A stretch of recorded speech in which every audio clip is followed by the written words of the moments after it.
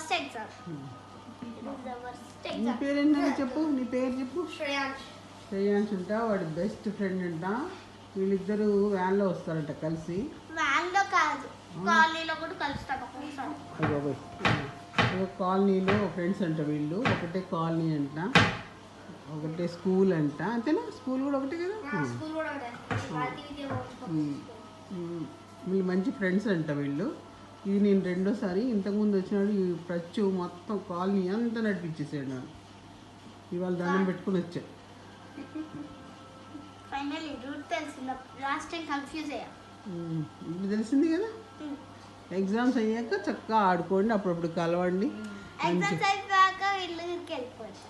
వెళ్ళమ్మా అన్న, ఇక్కడే ఉంటాను నేను. జాబ్ కదా, వెళ్ళదు కాదు. వెళ్ళలేదా? వెళ్ళము. నువ్వు ఎప్పుడు రావచ్చు ఇంటికి. ఓకేనా? You're always welcome. Thank you.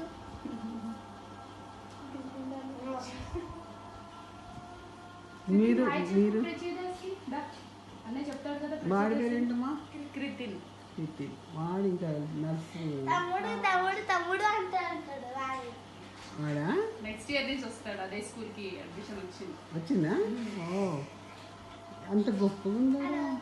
Average కానీ ఓకే. మా క్లాస్లో అయితే ఒకడు ఉంటాడు దినేష్ అని. ఎవ్రీడే కొడతా ఉంటాడు. వాడు కూడా అబద్ధాలు